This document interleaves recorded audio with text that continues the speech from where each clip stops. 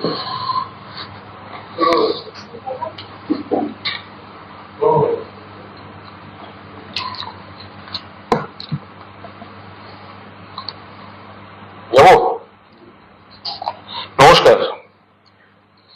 সর্বভারতীয় তৃণমূল কংগ্রেসের তরফ থেকে আপনাদের স্বাগত জানাচ্ছি। আমার সঙ্গে রয়েছেন দলের অন্যতম মুখপাত্র এবং পুরপিতা অরূপ চক্রবর্তী, সঙ্গে আমি কুণাল ঘোষ। একটি অত্যন্ত জরুরি বিষয় আপনাদের দৃষ্টি আকর্ষণ করছি। আপনারা দেখেছেন গতকাল সন্দেশখালীতে এক প্রস্থ নাটক, সে প্রসঙ্গে পরে বিস্তারিত আসবো, কিন্তু একটা নাটক আপনারা দেখেছেন। কে বা কারা কোনো এক নির্জন জায়গায় একটি বাড়িতে গুটি কয়েক কিছু লিখে গেছিল এবং সিবিআই শেষ পর্যন্ত এনএসজি সেসব নাকি উদ্ধার করেছে, তারা করতে গেছিলেন। এবং এনএসজি কে যে এই ধরনের ঘটনায় নাটককে বিশ্বাসযোগ্য করতে ব্যবহার করা, রাজনীতি করা যায়, সেটাও গতকাল দিল্লির বিজেপি দেখিয়ে দিয়েছে। তো আজ একই জেলার, অর্থাৎ উত্তর চব্বিশ পরগনা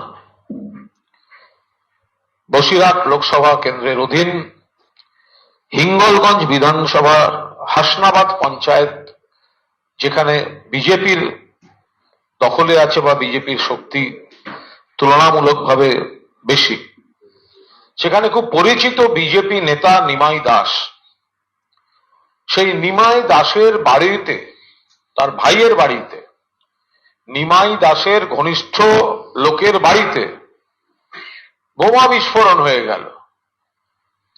গুরুতর জখমের খবর আসছে। ব্লাস্ট এতটাই জোরদার যে বাড়িঘর ভেঙে পুড়ে একসা হয়েছে, সব ছিটকে গেছে। কি ফেটেছে? বোমা। কার বাড়িতে?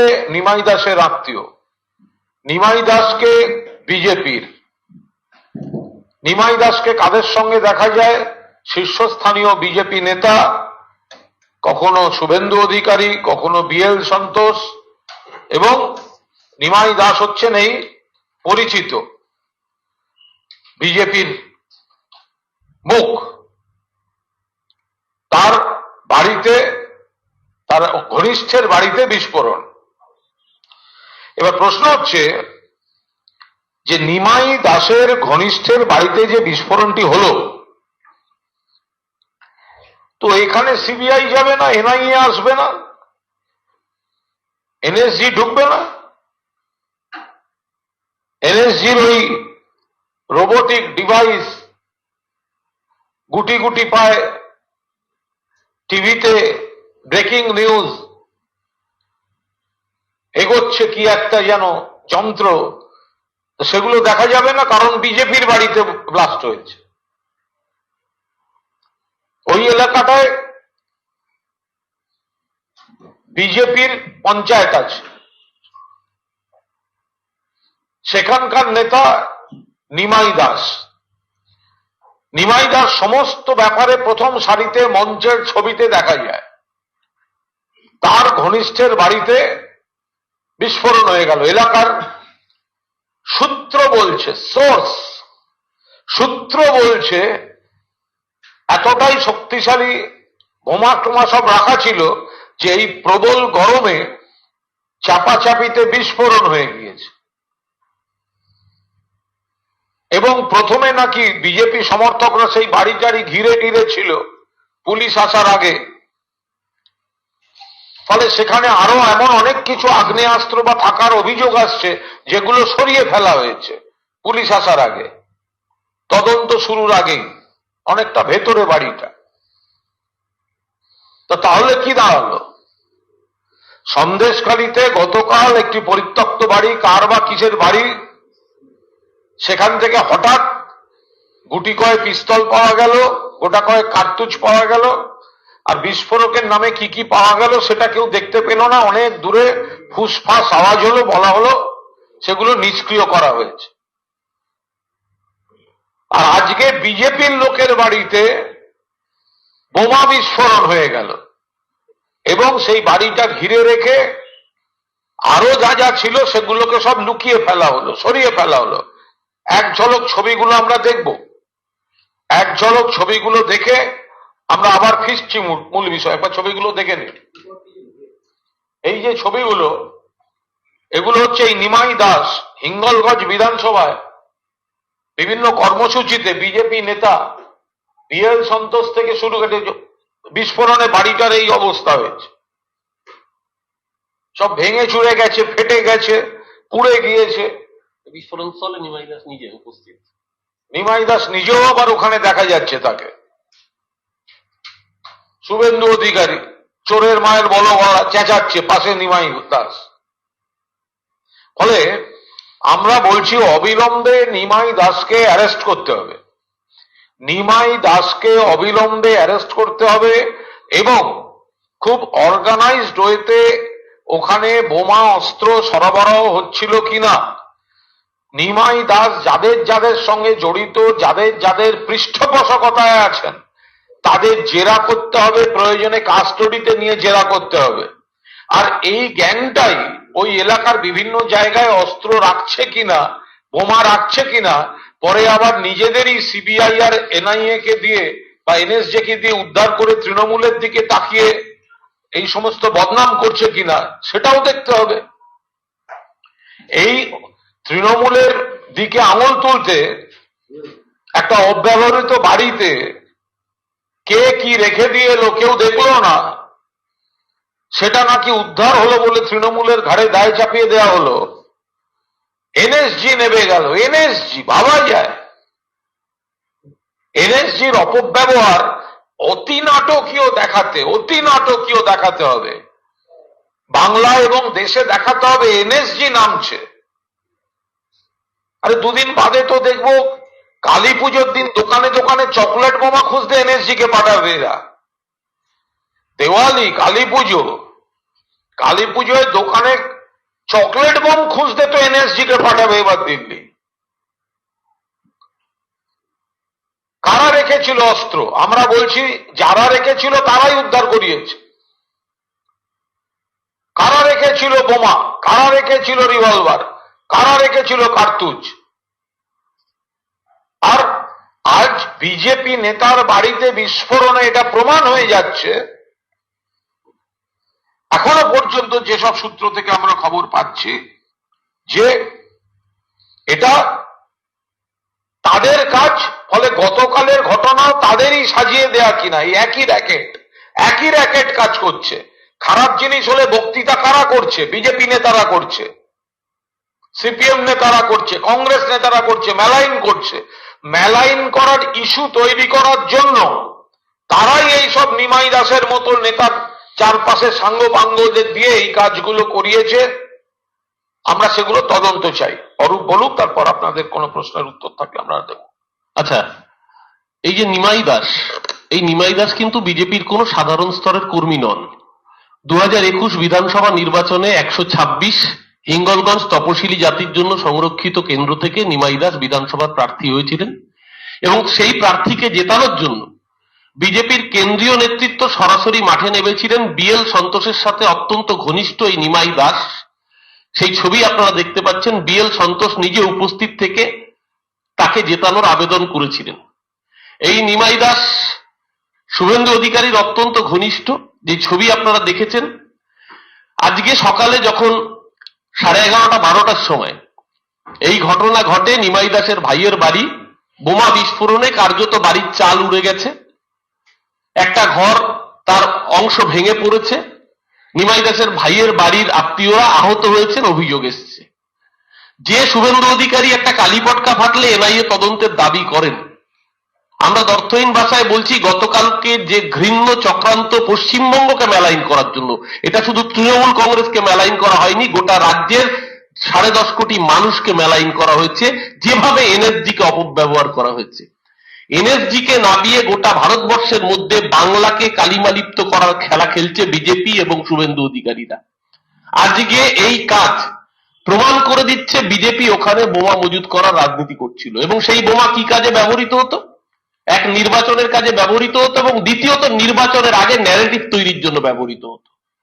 সবচেয়ে বড় আশঙ্কার জায়গা এখানেই যে নির্বাচনের আগে ন্যারেটিভ তৈরির জন্য কিভাবে ব্যবহৃত হয়। গতকালকে আপনারা দেখেছেন যখন এনএসজির সেই রোবোটিক ডিভাইস, সমস্ত মিডিয়া দেখেছেন একটা বাজারের থলে, যে ব্যাগে লোকে মাছ কিনতে যায়, লোকে সবজি আনতে যায়, সেই থলেতে করে নাকি বোমা বন্দুক উদ্ধার করার জন্য ব্যবহৃত হচ্ছে, এবং যেখানে সেই বোমা এবং বন্দুক, পেটো বোমা আর কয়েকটা ওই গাঁদা বন্দুক উদ্ধার হয়েছে, তার মধ্যে দুটো বন্দুক বোধহয় ব্রিটিশ আমলের, ইন্ডিয়ান মিউজিয়াম ছাড়া ওই বন্দুক এখন কোথাও দেখা যায় না।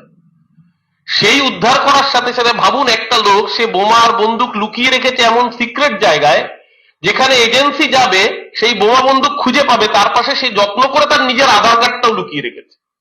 মানে এত মানে আমি জানি না রবীন্দ্রনাথের নোবেল এখনো সিবিআই আবিষ্কার করতে পারেনি, কিন্তু যিনি এই চিত্রনাট্য লিখেছেন তাকে নতুন করে নোবেল পুরস্কার দেওয়া উচিত। আজকে এই জায়গায় যারা দাঁড় করিয়েছে, আসলে তারা পশ্চিমবঙ্গকে বদনাম করছে।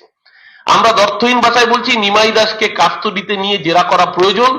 গোটা বসিরহাট লোকসভা কেন্দ্রের মধ্যে এবং গোটা বাংলা জুড়ে বিজেপি এই পরিকল্পনা করেছে, বিভিন্ন জায়গায় বোমা প্লান্ট করে তৃণমূল কংগ্রেসের ঘাড়ে দোষ দিয়ে সেখানে এনআইএ এবং এনএসজির মতো এজেন্সিকে কাজে লাগে। এনআইএ তৈরি হয়েছিল মুম্বাই আক্রমণের পরে ক্রস বর্ডার টেরোরিজম এবং দেশের ন্যাশনাল ইন্টিগ্রিটি, ন্যাশনাল সিকিউরিটির জন্য, ক্রস বর্ডার টেরোরিজম আটকানোর জন্য যে এজেন্সি তৈরি করা, যে এজেন্সিকে দেশের মানুষ শ্রদ্ধার চোখে, সম্মানের চোখে দেখত, গতকালকের ঘটনার পর সেই এজেন্সিগুলোর নামে দেশের মানুষ চিৎকার করছে। এই জায়গায় যারা নামিয়েছে তাদের রাজনৈতিক উদ্দেশ্য আজকে এক্সপোজড, তাদের রাজনৈতিক অভিসন্ধি আজকে মানুষের সামনে পরিষ্কার হয়ে গেছে। বিজেপির নেতা, বিজেপির বিধানসভার প্রার্থী নিমাই দাসের বাড়িতে মজুত করে রাখা বোমা আজকে চোখে আঙুল দিয়ে দেখিয়ে দিচ্ছে আগামী দিনও সন্দেশখালীর বুকে, বসিরহাটের বুকে, হিঙ্গলগঞ্জের বুকে এই ধরনের ঘটনা ঘটানোর পরিকল্পনা বিজেপির রয়েছে। আমরা অর্থহীন ভাষায় বলছি, এই মাস্টার মাইন্ড, এর পিছনে শুভেন্দু অধিকারী রয়েছে, এই মাস্টার মাইন্ডের পিছনে বিজেপির কেন্দ্রীয় নেতৃত্ব রয়েছে। অবিলম্বে উচিত এদের কাস্টডিতে নিয়ে ইন্টারোগেশন করা, এবং এনআইএ এর অপব্যবহার, এজেন্সির অপব্যবহার যেভাবে চলছে গোটা দেশ জুড়ে, সেগুলোকে বন্ধ করা। নইলে দেশের মানুষ ইতিমধ্যেই জবাব দেওয়া শুরু করেছে। দুটো দফার নির্বাচন, বুঝতেই পাচ্ছেন যে বিজেপি কতটা আশঙ্কিত, কতটা ভয়ভীত। কালকে যে 3টে আসনে নির্বাচন হয়েছে, বাংলার 3টে আসনেই ওরা পরাজিত হবে। আরো অদ্ভুত ভাবে আমরা অর্থহীন ভাষায় বলছি, দেখুন এর আগে যত সংবাদ মাধ্যম এখানে রয়েছেন প্রত্যেকে দেখিয়েছেন, কারুর বাড়িতে যদি সিবিআই রেড হয়, ইডি রেড হয়, বা অন্য কোনো এজেন্সি রেড হয়, জেনারেলি ভোরবেলা থেকে সেই রেড শুরু হয়।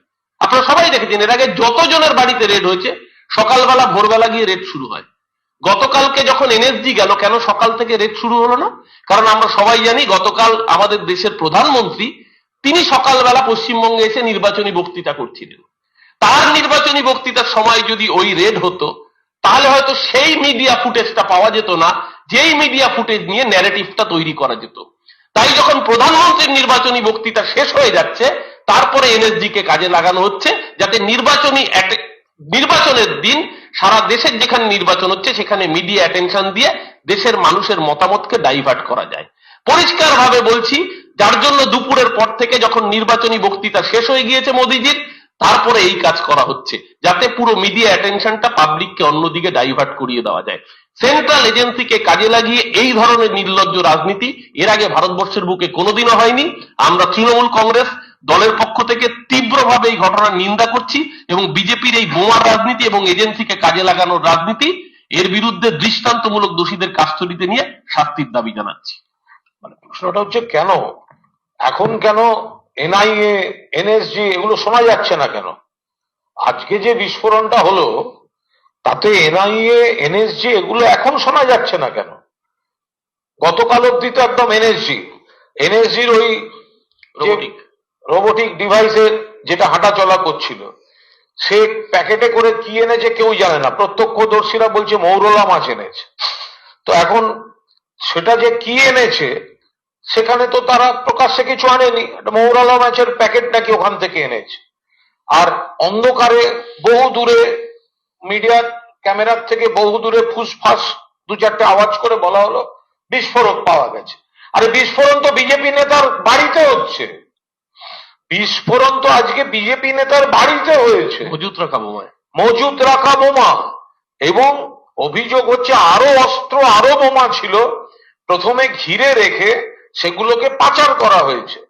ফলে এগুলো ধরতে হবে। আচ্ছা, গতকাল থেকে বারবার যেটা বলা হচ্ছে বিদেশি অস্ত্র পাওয়া গেছে, বিদেশি অস্ত্র পাওয়া গেছে। আরে বিদেশি অস্ত্র মানে কি? সীমান্ত রক্ষা কার দায়িত্ব? বিএসএফ এর দায়িত্ব, অমিত শাহের দায়িত্ব। যদি কোথাও কোনো এলাকায় কোনো বিদেশি মডেলের কিছু পাওয়া যায় তো তাহলে ধরে নিতে হবে সীমান্ত অরক্ষিত, অমিত শাহের বিএসএফ ব্যর্থ। তো নইলে অস্ত্র কারবারিরা ঢোকাচ্ছে কি করে? আর সেইটা দেখিয়ে বলা হবে পাওয়া গেছে, পাওয়া গেছে। সীমান্ত থেকে 50 কিলোমিটার কাদের এলাকা? বিএসএফ এর এলাকা, কেন্দ্রীয় বাহিনীর এলাকা। সীমান্ত কার এলাকা? সীমান্ত কেন্দ্রীয় বাহিনীর এলাকা। তো তাহলে এই যে বিদেশি পাওয়া গেছে, বিদেশি পাওয়া গেছে, বিদেশি পাওয়া গেছে। কালকে একটা চ্যানেলে দেখলাম সেনাবাহিনী না কোথাকার এক কর্তা, তিনি আমাকে বিস্তর গালমন্দ করলেন, আমার হাসি পেল সব কার্টুনকে দেখলে। আরে সেনাবাহিনীকে আমরা শ্রদ্ধা করি, কিন্তু এই প্রশ্নগুলো তোলা যাবে না। বড় বড় কথা বলছেন, পুলওয়ামা নিয়ে এখনো রহস্যের সমাধান হয়নি, এসছেন সন্দেশখালি নিয়ে জ্ঞান দিতে। না, পুলওয়ামায় যদি ওই কুণালদা ওই রোবোটিক ডিভাইসটা যদি পুলওয়ামায় ব্যবহার হতো, আজ অব্দি জানা গেল না 350 কেজি আরডিএক্স কোন ট্রাকে করে কারা এনেছিল। তার মানে কি সেদিনকে রোবোটিক ডিভাইসটা ব্যবহার হয়নি যাতে রাজনৈতিক ফায়দা তোলা যায়? নির্বাচনের পরবর্তীকালে আমরা দেখেছি নরেন্দ্র মোদীকে পুলওয়ামার মৃত সৈনিকের নামে ভোট চাইতে, এবং কাশ্মীরের লেফটেন্যান্ট জেনারেল সত্যপাল মালিক তো প্রকাশ্যে বলেছেন যে তিনি বারবার বলেছিলেন ওখানে ইন্টেলিজেন্সের রিপোর্ট আছে, সিকিউরিটি থ্রেট রয়েছে, তাদের যাতে চপারে করে নিয়ে আসা হয়, বাই রোড যেন আনা না হয়। তাকে বলা হয়েছিল তুম আভি চুপ রাহো। তার মানে কি সেখানেও চিত্রনাট্য যে ছিল, আজকে নতুন চিত্রনাট্য ধরা পড়ছে। আর সেদিনকে রোবোটিক ডিভাইস আমি জানি না চা খেতে গিয়েছিল কিনা, গতকালকে তো সন্দেশখালিতে সন্দেশ খেতে এসেছিল না মৌরলা মাছ কিনতে এসেছিল, সেটা তো আপনারা দেখেছেন।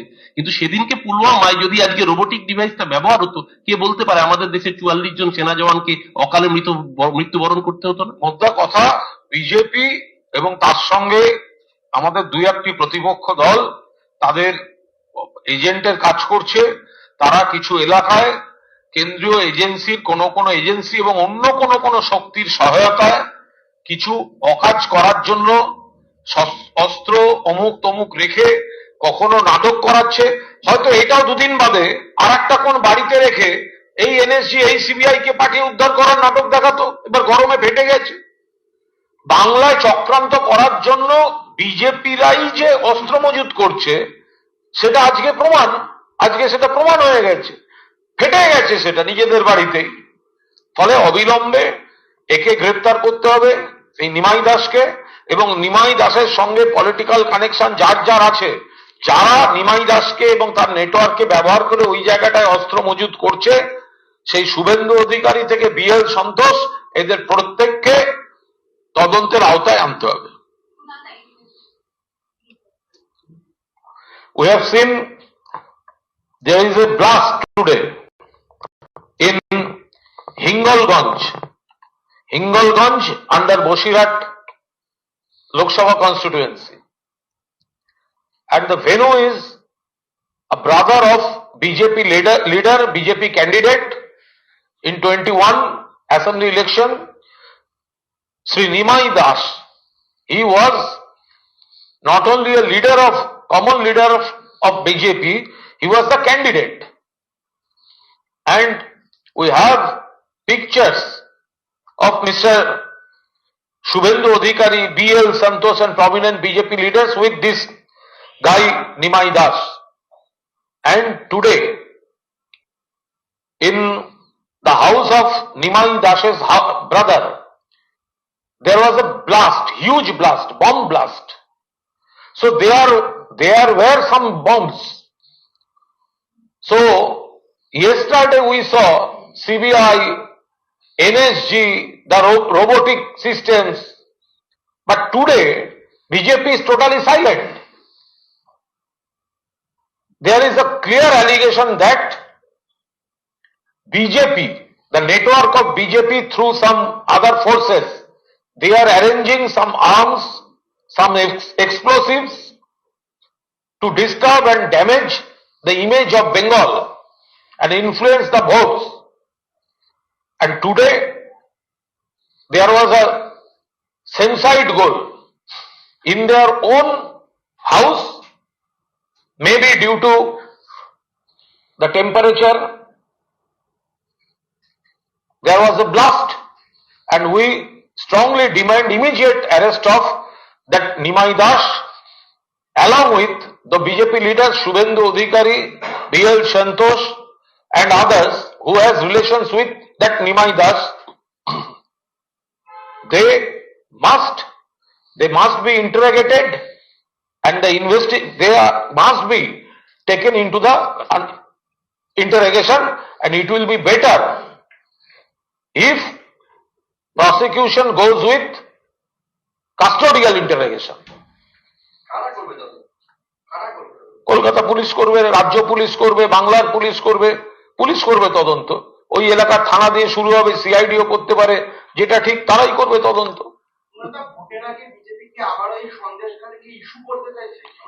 আপনার কাল বিকেল থেকে কি মনে হলো? আপনারটা বলে নিন, তারপর আমি বলছি।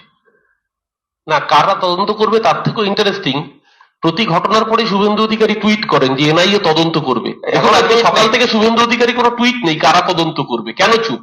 আমাদের প্রশ্নটা তো এখানেই, যে একটা কালীপটকা ফাটলে যে শুভেন্দু অধিকারী টুইট করেন এনআইএ তদন্ত চাই, আজকে সকাল থেকে কেন শুভেন্দু অধিকারী সাইলেন্ট? গোটা বিজেপিটা চুপ কেন? বিজেপি কেন আজকে কোন সেন্ট্রাল এজেন্সির তদন্তে দাবি করছে না? এটা তো আমাদের প্রশ্ন। ঠাকুর ঘরে কি আমি তো কলা খাচ্ছি না, এটা প্রমাণ করে দিচ্ছে চোখে আঙুল দিয়ে যে কারা ঘটিয়েছে এই কাজ।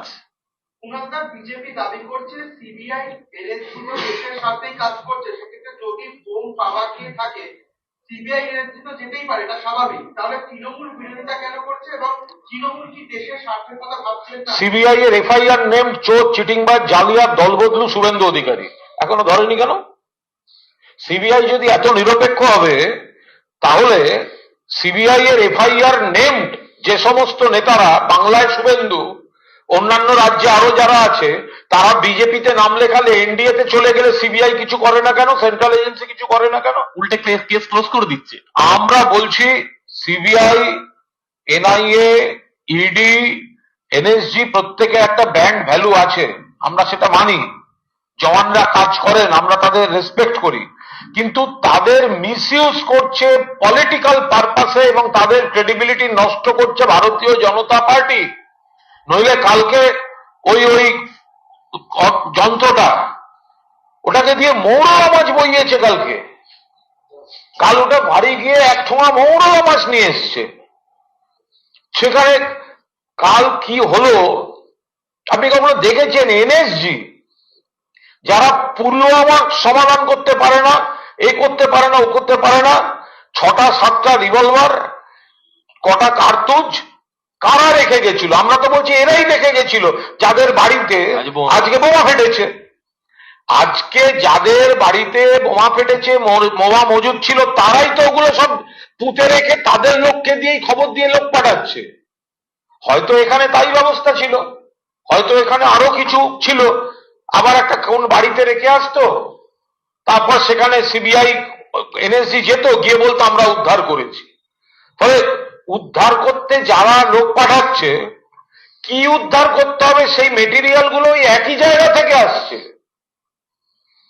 যেগুলো যা আপনি উদ্ধার চোখে যা দেখছেন, উদ্ধার করতে যাওয়া বাহিনী যারা পাঠাচ্ছে, যেটা উদ্ধার করতে আসছে সেই মেটেরিয়ালটা তারাই পাঠাচ্ছে, একই ফোর্স। সেটাই তো আমরা তদন্ত চাইছি, বলতে চাইছি। কুণালদা, আজকে ইলেকশন কমিশনে তৃণমূল কংগ্রেসের তরফ থেকে অভিযোগ জানানো হয়েছে গতকাল সিবিআই বা এনএসজি যেভাবে তারা অভিযান চালিয়েছে এবং রাজ্য পুলিশ বা কোন রকম উইটনেস ছাড়াই যে রিকভারি দেখানো হয়েছে, কি বলবেন? সর্বভারতীয় তৃণমূল কংগ্রেস সবকটি টেকনিক্যাল পয়েন্ট তুলে ধরে ইলেকশন কমিশনকে জানিয়েছে যে ভোট চলাকালীন ইচ্ছাকৃতভাবে ভোটকে প্রভাবিত করার জন্য অতি নাটকীয় চেহারায় গতকালের এই ধরনের সোকল্ড অপারেশন করা হয়েছে। সেখানে রাজ্য সরকার, রাজ্য পুলিশ, রাজ্যের নেটওয়ার্ক, স্থানীয় বাসিন্দাদের কাউকে কিছু জানানো হয়নি।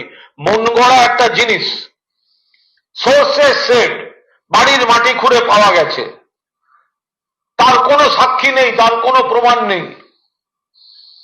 ওখানে কে রেখে এলো? আদৌ রাখা ছিল না, যারা রিকভারি করতে গেছে তারাই নিয়ে গেছিল, তার কোনো প্রমাণ নেই। নাকি দুদিন আগে সেটা কাউকে দিয়ে পাঠিয়ে দেওয়া হয়েছিল। ফলে এই জায়গায় দাঁড়িয়ে সর্বভারতীয় তৃণমূল কংগ্রেস এই যে এনএসজি কে, যেটা সাধারণভাবে বাংলাকে সারা দেশকে দেখাবার জন্য অতি নাটকীয় ভাবে উচ্চগ্রামে নিয়ে যাওয়ার জন্য এনএসজি কে আনানো হলো, ওই যন্ত্রটাকে ব্যবহার করা হলো, রোবোটিক ডিভাইস ইত্যাদি। ওই রোবোটিক ডিভাইস কে কি আনলো, আর সেটা সত্যিকারের বিস্ফোরক কিনা কেউ দেখেছে? তা আবার বলছি, আমাকে ওই এলাকার দুজন আমাদের জানালেন মৌরলা মাছ নিয়ে এসছে ওটা।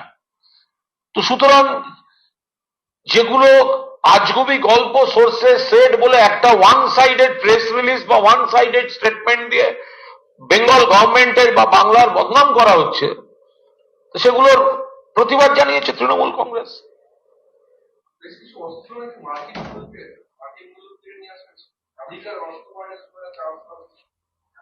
ওর মধ্যে অনেকের কোনগুলো শুনলাম অনেকগুলো মডেলের অ্যান্টিক ভ্যালু আছে, ওগুলো নাকি এখন প্রোডাকশনও হয় না, দ্বিতীয় বিশ্বযুদ্ধের সময় ব্যবহার হয়েছে।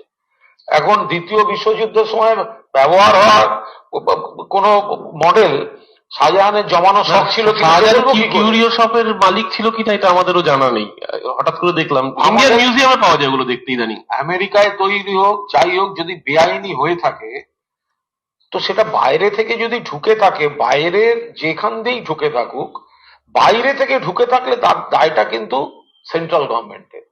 সেটা আকাশ পথে আসুক, জলপথে আসুক, স্থলপথে আসুক, সেন্ট্রাল গভর্নমেন্টের দায়িত্ব। ফলে বিএসএফ বা অন্যান্য এজেন্সি যারা আছে বর্ডারটাকে প্রোটেক্ট করবার, বা বাইরে থেকে কিছু বেআইনি লোক ঢুকছে না বেআইনি জিনিস ঢুকছে, সেটা তারা বলতে পারবেন। তো সেটা তৃণমূলকে কেন দোষ দেওয়া হবে তার জন্য? কালকের সন্দেশখালী ঘটনা নিয়ে অগ্নিমিত্রা পাল বলছেন রাজ্য পুলিশের ব্যর্থতা, উচিত তাদের অ্যাক্টিভিটি জলে ডুবে মারা। উনি তো দিলীপ ঘোষের কাটা খালে ডুবতে গেছেন।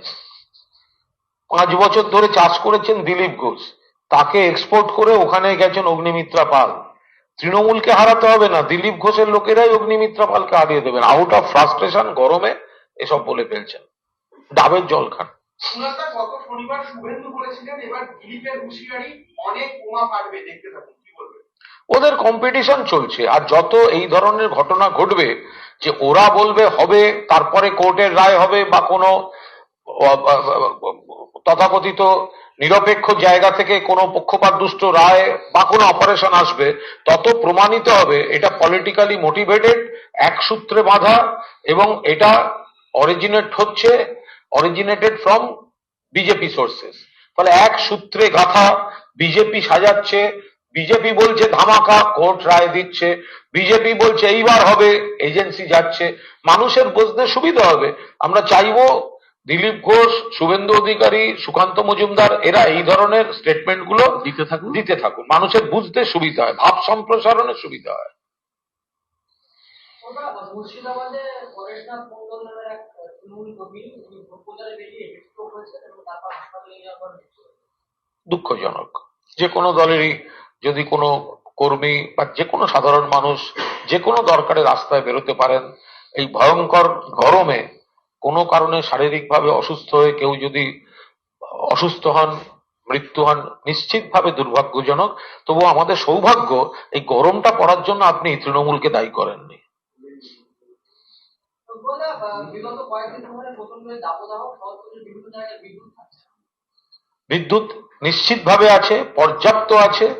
প্রবল চাহিদার জন্য মাঝে মাঝে কোনো জায়গায় যদি কোনো টেকনিক্যাল ফল্ট হয়, সেক্ষেত্রে সাময়িকভাবে কোথাও বিঘ্নিত হলেও মাননীয় বিদ্যুৎ মন্ত্রী অরূপ বিশ্বাসের নেতৃত্বে গোটা বিদ্যুৎ দপ্তর এমন ভাবে কাজ করছে যত তাড়াতাড়ি সম্ভব সেই জায়গাগুলো সারিয়ে। তো অরূপ নিজেই আগের দিন একটা এরকম ঘটনা পড়েছিল আমাদের ওদিকেও, বা একাধিক জায়গা থেকে, এমন কিছু না কিছু জায়গায় আসলে চাহিদাটা অস্বাভাবিক বেড়ে গেছে। এই গরমে চাহিদাটা বেড়েছে। যাদের বাড়ির বাতানুকূল যন্ত্র আছে তারা হয়তো একটা পরিবারে একাধিক বাতানুকূল যন্ত্র চলছে, পাখা চলছে, সর্বোচ্চ শক্তিতে চলছে। ফলে এই প্রবল গরমে কিছু বিদ্যুতের বাড়তি চাহিদা, সর্বোচ্চ চাহিদা তৈরি হয়েছে। কোথাও কোথাও টেকনিক্যাল কিছু ফল্ট হচ্ছে, সঙ্গে সঙ্গে বিদ্যুৎ মন্ত্রীর নির্দেশে টিম যাচ্ছে, দিন নেই রাত নেই। ফলে এটা জেনারেটর ব্যাকআপ দিয়ে দেওয়া হচ্ছে। হ্যাঁ, জেনারেটর ব্যাকআপ সঙ্গে সঙ্গে যা যা দেওয়ার, কিন্তু এর সঙ্গে কিন্তু বিদ্যুৎ ঘাটতির কোনো সম্পর্ক নেই। কুণালদা, তৃণমূলের অভিযোগ সন্দেশখালী নিয়ে সরব প্রধানমন্ত্রী, বারবার রাজ্যকে আক্রমণ করছেন মোদী, কেন্দ্রের ইশারাতেই হঠাৎ সক্রিয় সিবিআই। হ্যাঁ, এটা কি বলবো? কেন্দ্রের ইশারাতেই হঠাৎ সক্রিয় সিবিআই, এটা বলে যাবে? আমরা তো আগে করে তাই বলে আসছি, কেন্দ্রের ইশারাতেই তো সিবিআই সক্রিয়। যারা বিজেপিতে যায় তাদের ক্ষেত্রে সক্রিয় হয় না, যারা বিরোধী দল তাদের ক্ষেত্রে সক্রিয়, এটা তো আমরা আগাগোড়া বলে আসছি। ওনারা আগের বারের থেকে এবারে কিন্তু ভোটের শতাংশ অনেকটা কমেছে, এটা কি মনে হয় কি প্রভাব ফেলতে পারে? বিজেপির ভোটাররা যারা ভুল করে বিজেপিকে ভোট দিয়েছিলেন তারা আর ভোটটা দিতে বেরোচ্ছেন না। ওটা প্রথম দফার ভোটের পর বিভিন্ন তৃণমূল কর্মীরা মিষ্টি বিলিয়েছিলেন বিজেপি কর্মীদেরকেও, কিন্তু দ্বিতীয় দফায় কান্দে সেটা দেখা যায়। গরম পড়েছিল বেশি, তাই বেশি গরম পড়েছিল, সেই জন্য অত লোক বেরোয়নি। কিন্তু নিশ্চিতভাবে কাল তো বিজেপি রাজ্য সভাপতিও পরাজিত হয়েছে, সেই উইকেটটাও পতন হবে। হয়ে গেছে।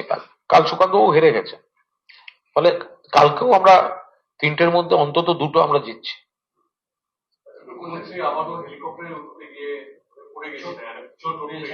না না, উনি একদম সুস্থ আছেন। ওটা একটা আচমকা একটা ঘটনা, উনি সুস্থ আছেন, প্রচার করছেন, জনসভা এবং তারপরে জনসভা করেছেন, এতক্ষণ মুখ্যমন্ত্রী ভালো আছেন। ওকে, থ্যাংক ইউ।